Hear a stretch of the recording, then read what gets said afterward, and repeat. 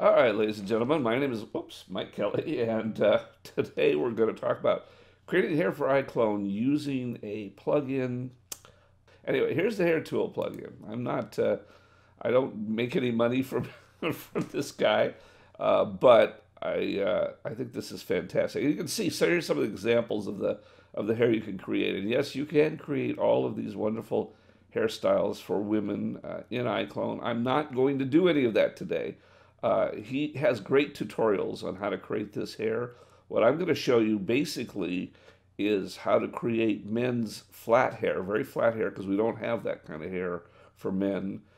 Even with all the packs they've released, the hair that's close cropped to the head, we have some styles that are similar, but not the ones that I want. But this stuff can all be created. But if I show you how to create the style I want and then bring it into iClone, you'll know how to create all this stuff because you can look at his tutorials and see how to do all this stuff. So right now it's 33. I think I paid a little less. I think I paid around 29 for this, but I think it's based on the euro price. But anyway, highly recommend it. Once you buy it, you're going to get all the updates. You can pick any one you want. I'm using 1.6164. 6.5 doesn't work for me, and I've complained about it to him, but anyway, 6.4 is what we're using. So if you can get the later versions to work, fine. Otherwise, maybe you can add your voice to mine, and maybe you can figure out what's going on with that. But anyway, so that's what we're going to use today. The other thing we're going to use, I'll get into it.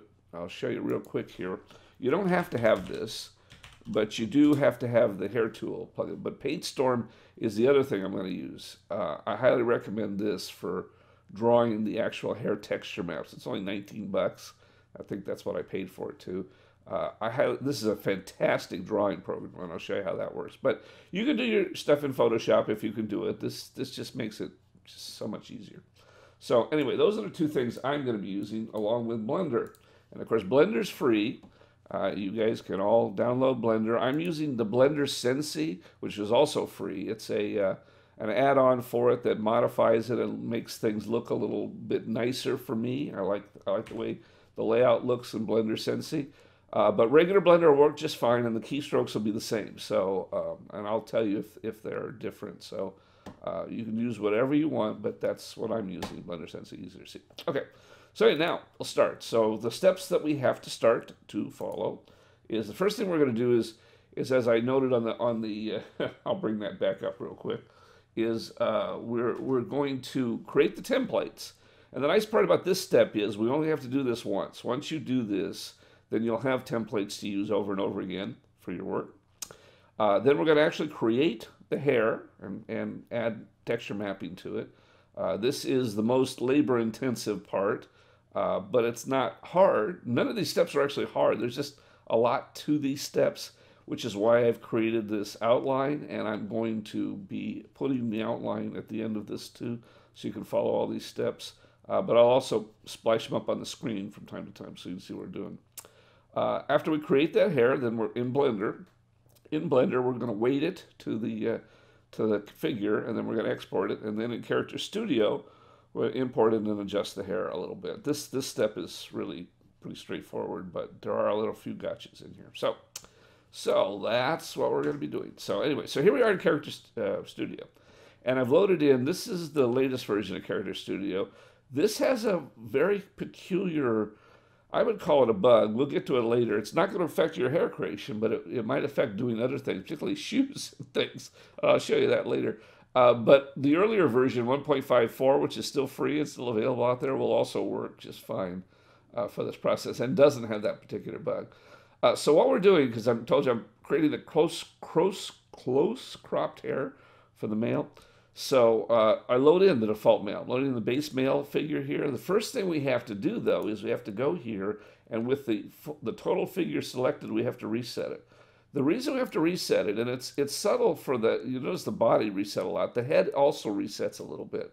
It's a little subtle to see, but you can see it. I think you can tell the difference in the head between the one you load in. For some reason, the base male isn't base. I mean, he isn't base because he has all these morphs applied, and only resetting it resets it to the actual base. If you use this male and don't reset it, then your hair adjustments won't adjust properly when you actually have the head. That drove me crazy for a long time. So anyway, this is the one we want. And so this guy, which is like a Ken doll because he hasn't got anything. So the first thing we need to do with this guy is we need to export him. It says clothed, but you know it's whatever he has. We have to export him, and this is going to be our armature rig that we're going to be using to import the character back in again for the hair. So we're going to save that, and we're going to call it armature. And that also saves a key that we have to use to load back in, so that's fine. That key is created for any assets you also have, but you have to have the export rights for those assets. I'm sure you've probably come across this before if you've done anything like this.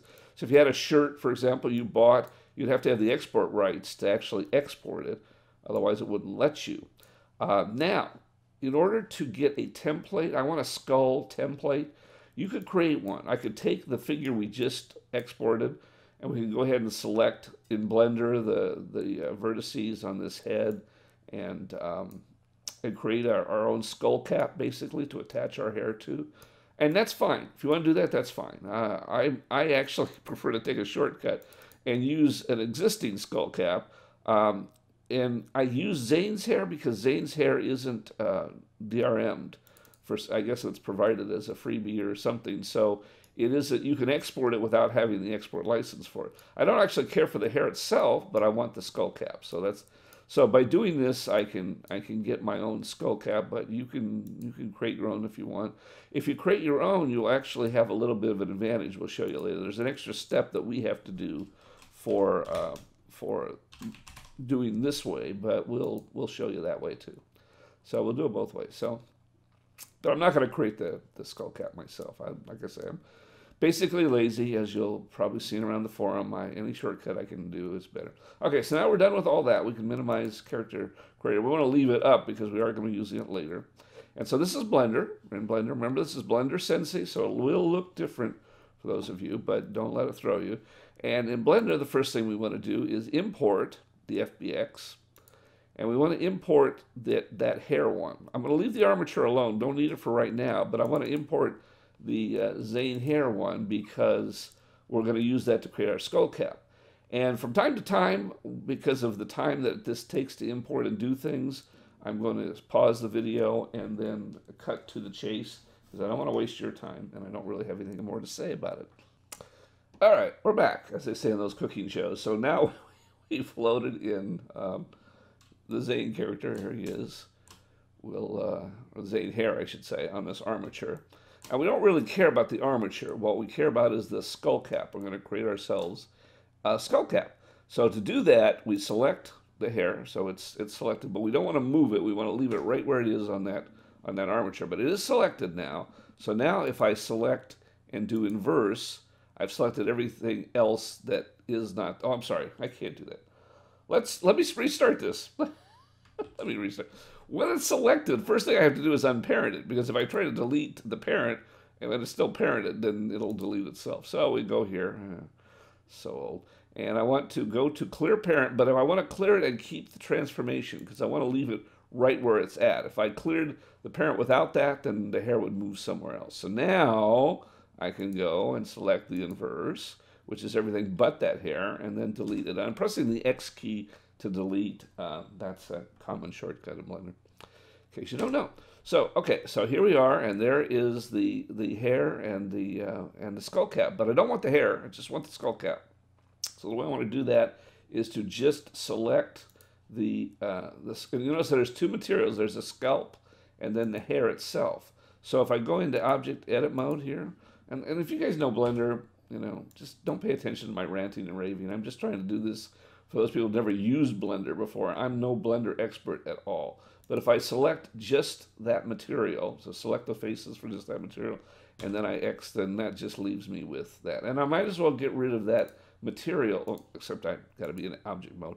I want to get rid of that material too, because I don't want that material to be hanging around when we do things later. So now I have my skull cap. And I'm going to save this as an OBJ. So export as OBJ. And actually in downloads, I already have something I called CC Scalp OBJ, but I'm going to go ahead and export it again like that. So there we go. So now we have our model for our hair. So we can, from now on, we can use this template, at least for the men, and just load in the template and start off with our hair creation. So we don't have to worry about that.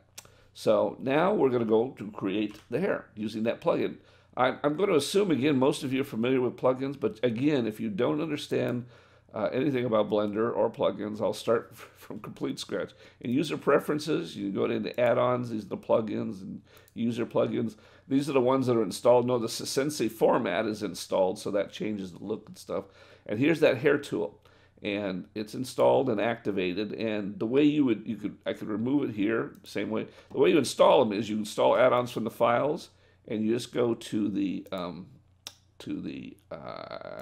downloads, and you just click on the zip file, and that will actually install it. So if I did that again, that would install it again. We don't want to install it again, but that would give me 2 copies of it. So that would install it, and then you would just select it here to make sure it's enabled versus disabled. So that's how you install the plugin. So I've gone through that too. Oh, everything. And for those of you that are bored, are already bored. Okay, so now the next thing we're going to do is draw grease pencil strokes. You can create hair a lot of different ways using this plugin, but I like to use the grease pencil layers. Those of you that want to do it other ways, feel free. But this is how I'm going to do it. So grease pencil strokes, I think were originally designed in Blender to write notes and things on your file, but then they became kind of insanely useful, so people have made them now. So now, if you have the data source as the object, which is this skullcap we're drawing on, we want the stroke placement to be on the surface. So what's good about that is, now when we draw a stroke, if I draw this stroke down here, and then we rotate this, you can see it's conformed to the surface of that object.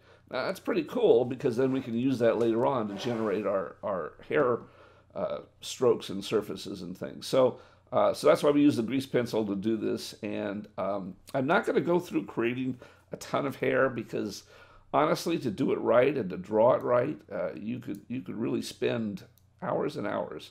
I found that to draw a pretty good hair piece probably takes about an hour to get it right. But I'm going to show you just the rudiments of how I would do it. Again, I'm no artist, and I really, as you can probably tell from me drawing, I don't even like this stroke I drew here. But, you know, if I was doing this for real, I would take my time, and anyway, you get the idea. I'm just going to show you on those cooking shows how we start off, and then, you know, you'll do it yourself when you get home. So we just draw strokes, and you don't have to try to fill in everywhere. As you'll see later on, we're going to create density, but you want to kind of get the hair going. And again, this is pretty awful, because I shouldn't have drawn some stuff. So we draw the strokes, and again, see, they've conformed along that surface. The problem is you can't really draw all the hair. The reason you can't draw all the hair is that if I were to continue drawing, eventually I would see, you can see it from the other side, I would get confused. All the hair would, if I tried to draw on top. So what you want to do is kind of do it in stages, and you can do it in stages. The hair plugin allows you to keep adding this hair, and as you're going to see, we're going to add more hair later anyway, just not a lot. We're not going to do the whole thing, but I wanted to show you. So you want to do it in stages. That's the important thing, and each layer can be set. And the layer is only active when the object is selected. So if I select another object, this will disappear, and then it'll be a lot easier to see, and that's exactly kind of what we're going to do later on. So anyway, so create that. So we go to Tools, and now we have our, whoops, and now our thing disappeared. Why did that disappear? Well, that's interesting. Okay. All right, I don't know why that disappeared. I must have hit some key accidentally. Anyway, we go to Tools, and we have this object selected, and now we want to turn off this. It uses the scene as the grease pencil. Because I drew on the object instead of the scene itself, that's what we want to create the strokes, create the curves from. If I had just done the scene, we could have used that particular one. So again, we'll do that. So now that created these curve thingies. And I don't actually understand all the terminology in Blender. Oh, if I press F6 now, I'm going to adjust the width of these things. I kind of want to get them wider to fill in some of the gaps.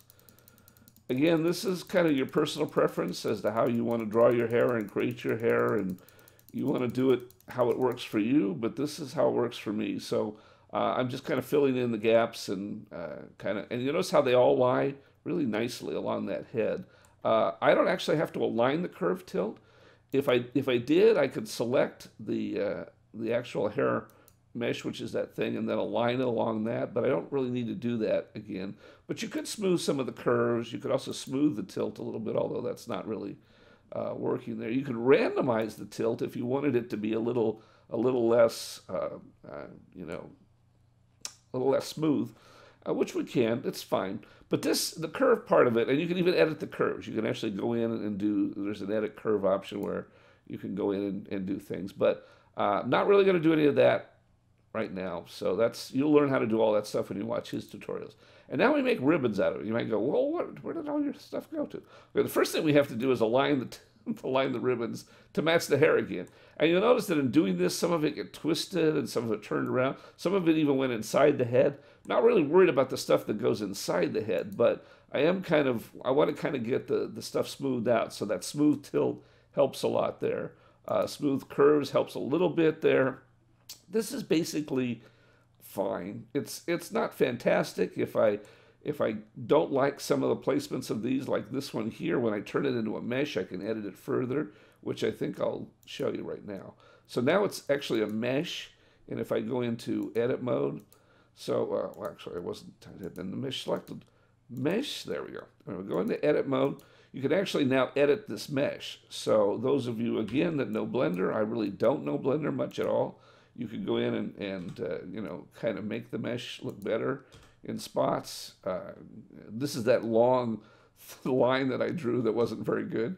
So, you know, so I could go in and edit that out and get, again, I really don't know what I'm doing because I'm not really a Blender guy. But anyway, so you could do that. You could get the mesh looking exactly the way you want there. But in any case, okay, now we have the hair, or I have the hair places that we're going to put here.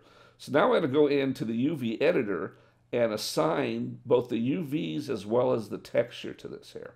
But before we do that, we have to step back and create the texture for that hair. And so this is PaintStorm Studio. This is the program I was talking about earlier that's about currently under $20.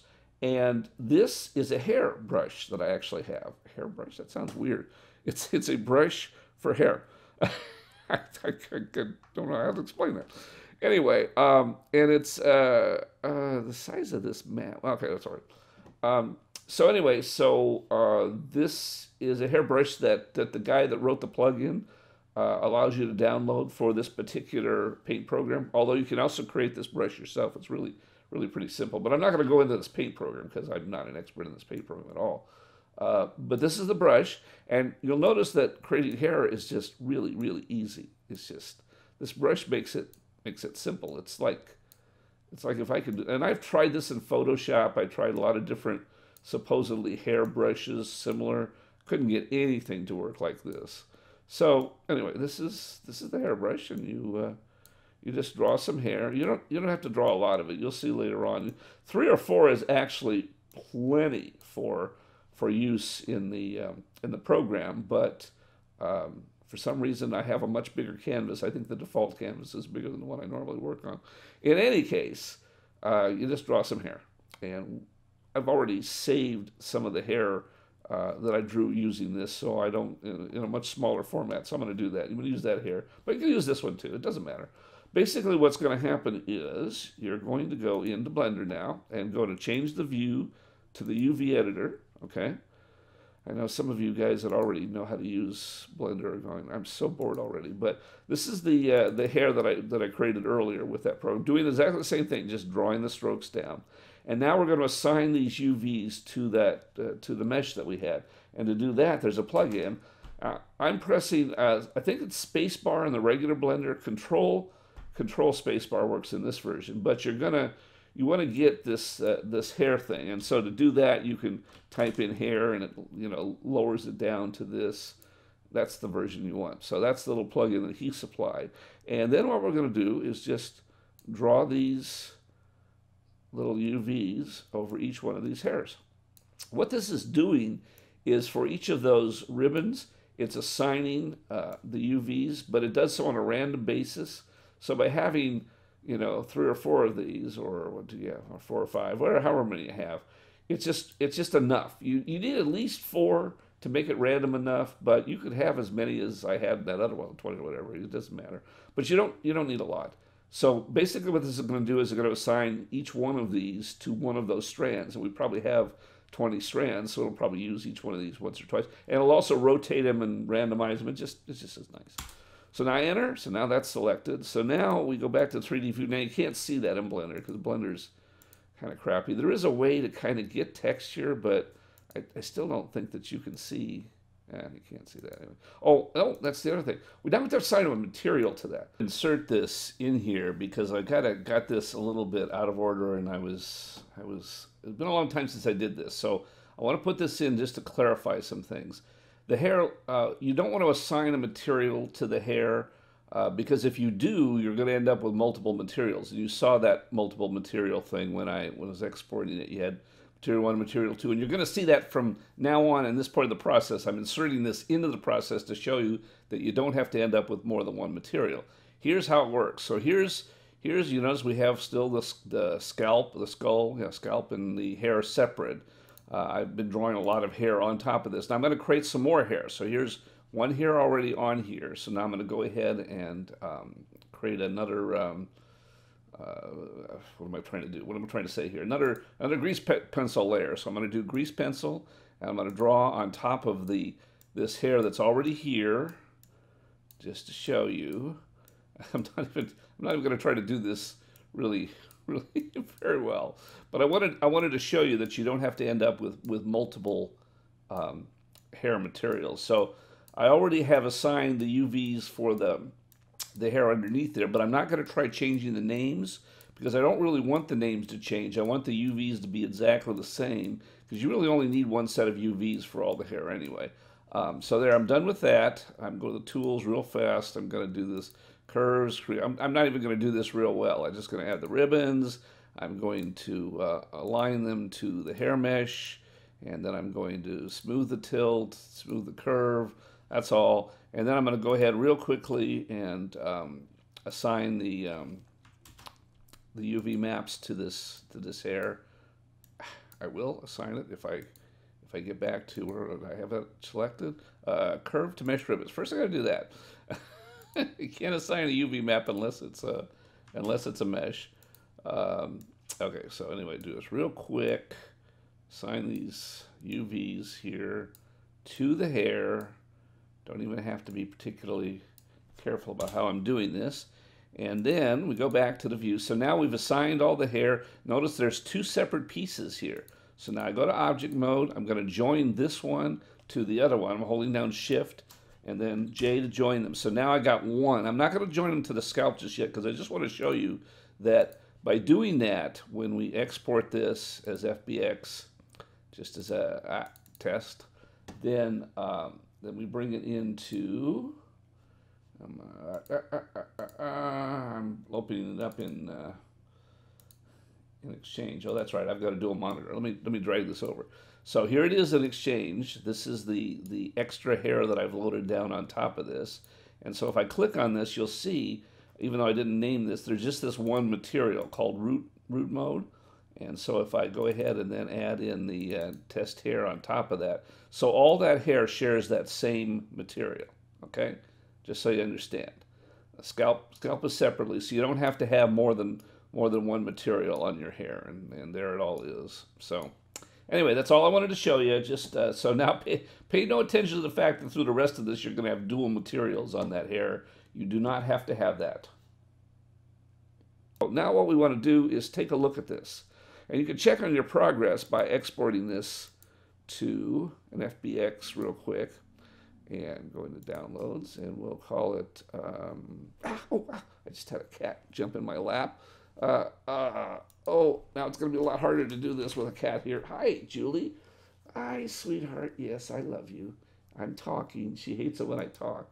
It's like, you're talking and you're not talking to me.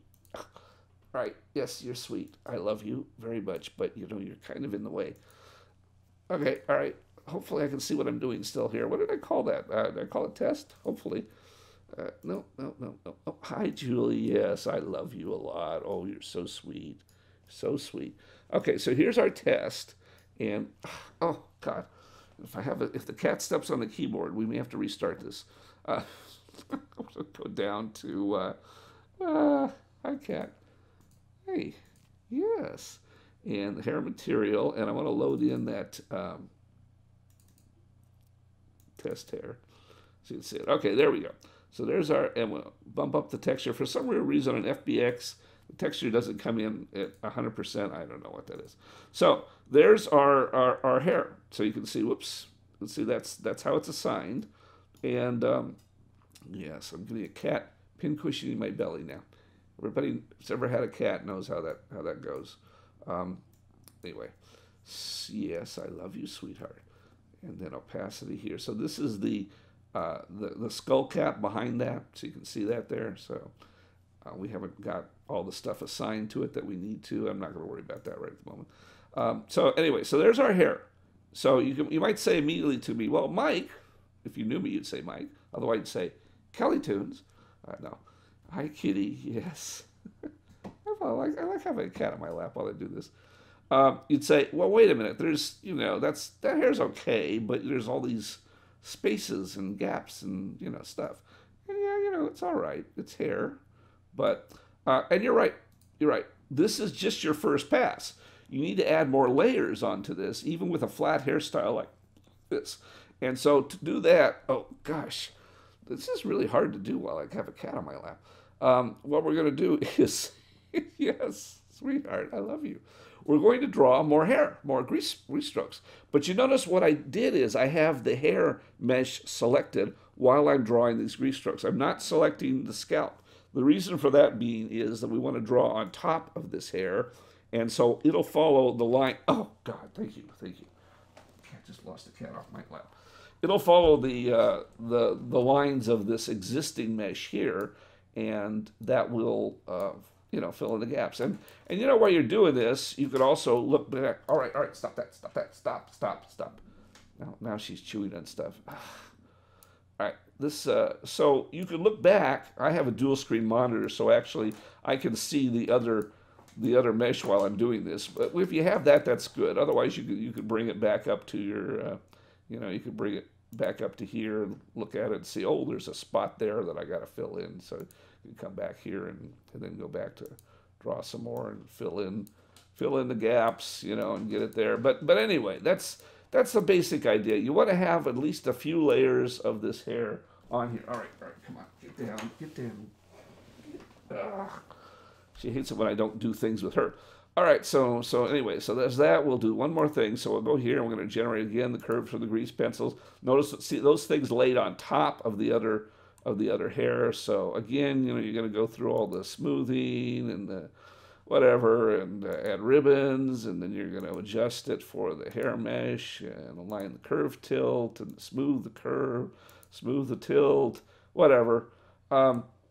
It's just an iterative process, and I'm not going to do this for a long time, but basically that's what you do, and then curve to mesh ribbons again, and then go into here, and then the UV editor. You still got this up here, which is good because that's the one you still want to use. You can still use the same things, and go ahead and just again draw your UVs for that, and you're done.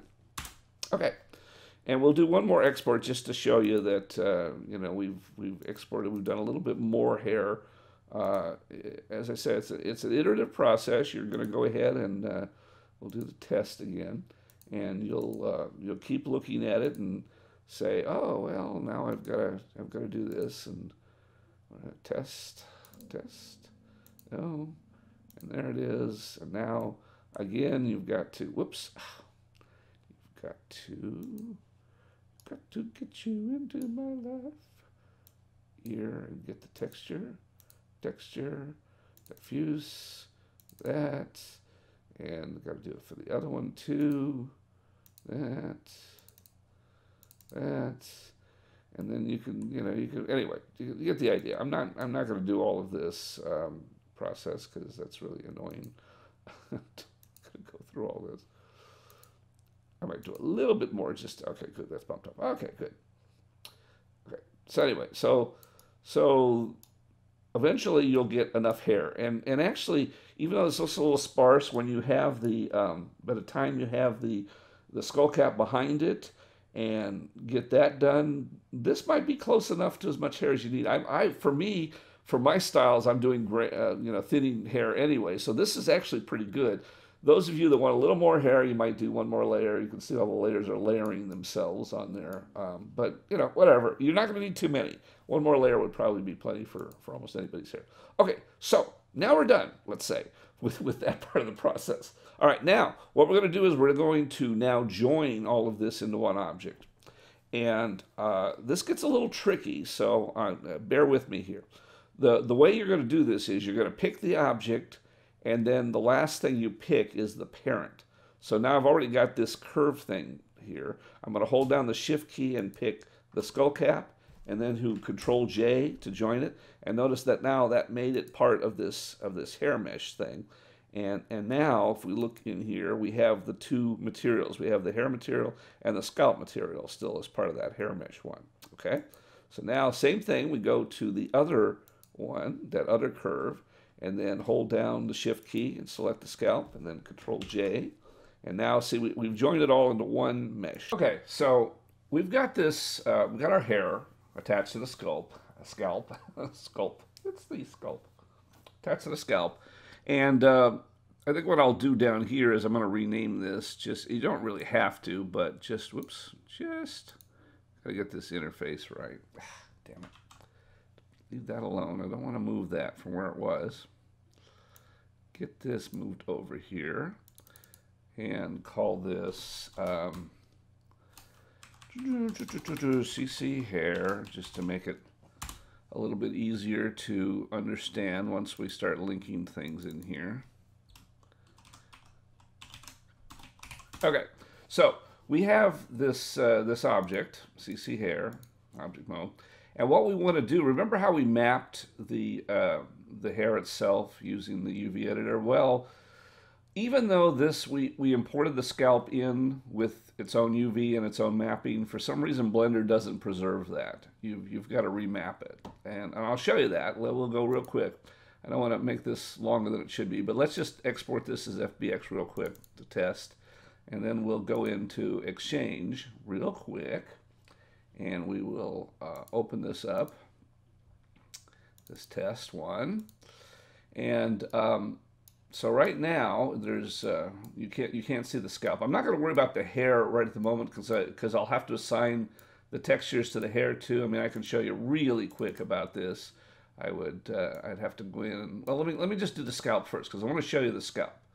If we go to the scalp, if I load in the diffuse here, and load in the opacity. And then because of the way it comes in, it's really weird that FBX always comes in at 80%, so you have to move it up to 100. But notice we still don't see anything. That's because the opacity always comes in blank. So we'll move the opacity all the way up for that, and then for diffuse, it's all the way up. And notice you don't see anything. Well, let's turn down the opacity so you can see something here. Still don't see anything. And there, go there, opacity, we'll turn it all the way up. Nothing. Okay, so you might say, well, I don't understand. What's going on here? Let me get rid of this and I'll show you. It's not mapped. You can't, it's hard to tell that because this is such a dark texture anyway, but there really isn't any UV mapping on it. It's taking this map and just applying it, but it's only applying a tiny little portion of it, and it turns out to be the black portion. You can't see any hair there. And I'll show you the difference if we go in and map this. So what we need to do is we need to map the scalp. So to do that, we go back to go to edit mode, and we go into, notice here, this is how remember how we selected materials. So what I did was essentially I selected the scalp, and then I did select, and that selected all the faces that have that scalp material on them. And now I need to assign the UV map to it, but I need to first map it. So you do that by pressing U, and you do unwrap. Okay, and that unwraps it. And now if I go into the UV editor, you'll see that there is the unwrapped one. So I need to load an image in. Open in image, go to the image of the scalp, and you can see the texture there. Well, now this thing is turned around So what we really want to do is adjust this, rotate this. I'm just hitting the R key and then G, move it around, and then scale X to get it scaled. I'm not going to try to get this perfectly because I'm just trying to show you the idea behind this. But essentially, you're going to map it properly. So we did that. Let's assume that that's the case. And now I go ahead and then export this again one more time just to show you. I'm trying to do this because I want this to be a really long project. And now if I go in and open this up, test again. And yes, that. And once again, we'll select the textures here. And now if the scalp, if I go in and select this scalp texture, and then again, once again, bump this up to 80 or 100, from 80 to 100, and then opacity all the way. Get up there. Now you can see that the texture is on there, okay? So now we've mapped it and the texture's there. And the same for opacity. We can actually load in the opacity now. And now it actually looks proper.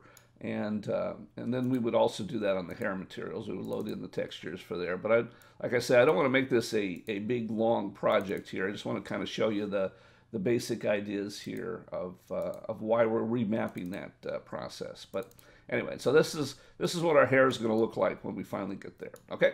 So anyway, don't care about that. We've remapped this. This is okay. This is exactly what we want.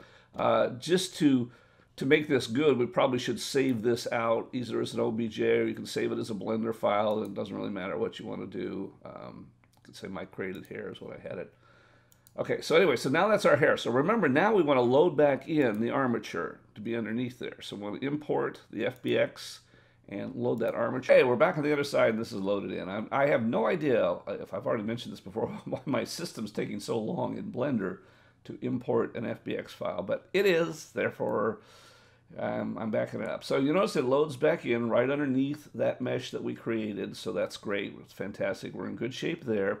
The next thing we're going to do is attach it to the armature. So by doing, the first thing we have to do is make sure we have that hair piece, that sculpt hair piece selected, and then holding the shift key down, we click on the biggest bone here. And then we do Control P to parent it, and we're going to parent it with empty groups. Okay, got all that? Parent empty groups. Okay. Last thing we want to do is to select the, and now it is parented. You can see it's underneath there, so it's underneath where the hair and what all the other stuff is. Next thing we want to do is now select the body, click on the body, and then hold down the shift key and click on the head. And now we go to Object and to Weight Paint. And if we've done this correctly, the head will turn, or the hair will turn blue. If we don't do it correctly, it won't, and therefore it did. It's possible the body could turn blue if you did it the other way around.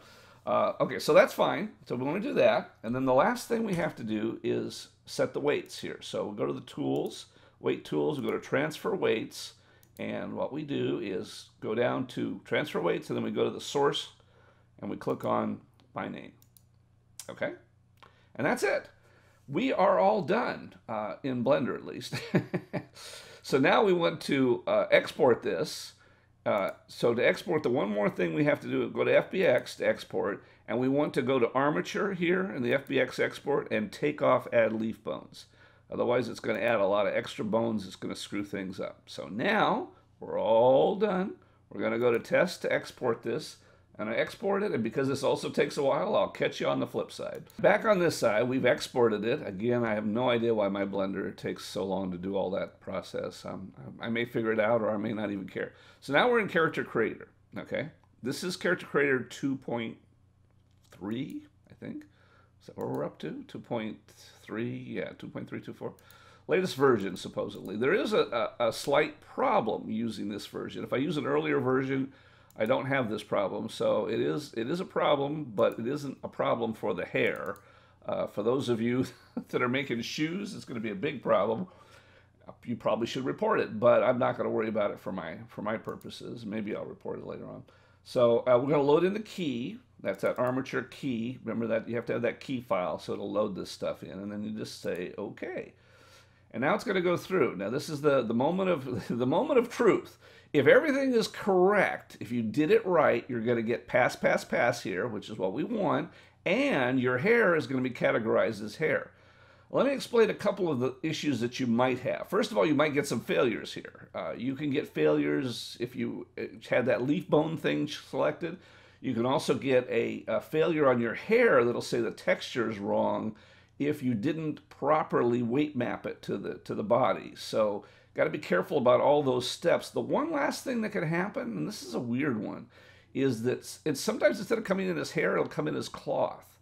I don't know why that happens, but you can still import it that way. It's not the end of the world, and you can still change it back to hair after it's imported. So I've never actually had this happen myself, but I've seen the videos that talk about this coming in like that. So anyway, so that's a possibility. So now we're going to import it, and now you're going to see the problem. Whoa, look at this thing. This is a bug. This is the only thing I can think of. And I show you why this is a bug is, I'm not going to go through the effort, but if I export just the body itself, just that nude body, and bring it back in from Blender, it does this. In other words, if I did nothing else with the hair, this still happens.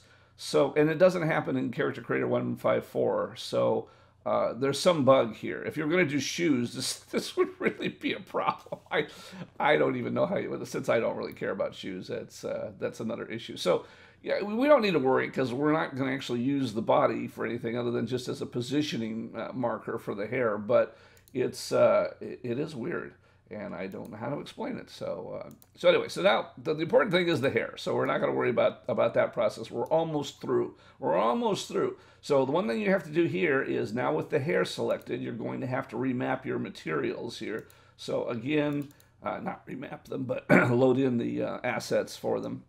So we load in the scalp color, and I'm going to change this to PBR while I'm at it, and load in the opacity. Actually, first I'm going to go into the hair material while I've got this loaded up. And actually, there it is. Okay, Blender. All right, now let's finish the scalp. I'm a little scattered. I'm about ready to leave for my physical therapy. Long story. Don't get old. No, I want to go to Blender. There we go. Blender. And there's the opacity. Okay, we got those materials. Go to the hair. Load up the hair materials. Yes, my cat is now saying, you know, you're not paying attention to me anymore for some reason. I don't know why. And then load up that material. And okay, good. So then we can change those to PBR too, as I like PBR. And the scalp here, we go into, again, we go into, so you notice that always, FBX always comes in at 80%. Bump that up to 100. And then the opacity we have to change back to there. Okay. And there we go. And you can see that actually looks good. Now, if we were really going to do this, if we were going to use this, I made it white so that you could see the contrast, so you actually see the hair layered on there. But in reality, if we were going to make this, you know, the real guy's hair, his skull cap too would be lightened up. So, you know, there'd be some whiteness, and trust me, I know what this is like because while I do have hair, it is gray. So, so you would do this. You might take off some of the saturation of the color. You know, you'd make it look right for this poor aging man. But anyway, that's that. Oh, I'm not going to say that's about it, but that's not it. What you want to do then, once you've got your hair all selected and everything, is that you go into here. Once you've got this all jiggered out the way you want it, and then you just go ahead and add that hair to your streams there. So you could call it, you know, Whitey or something like that. And now with this hair, now I want to show you this. So now if we go ahead and we go to new, and then we'll just take a base mail here, load project, no, that. And so now we can take this base guy and then go back to hair and then load in our Whitey hair, and you'll notice it conforms perfectly to his head. And what's cool about this is now, because we worked with that base, you know, we reset the head so that it was actually at the base. Now, if we go ahead and, you know, make any adjustments to the head, notice how the hair automatically just kind of deforms properly to that. So that's why we did it that way. So now you see the hair is there, and now you've got hair. So hopefully this explained everything you needed to know about creating your own hair. It really is not that complicated. I mean, obviously I only did a little portion of this, but you can do the whole head in an hour. Will create a good hair for you. And if you have any other questions, feel free to ask them on the forum. I'll be around. Thanks. We'll talk with you soon.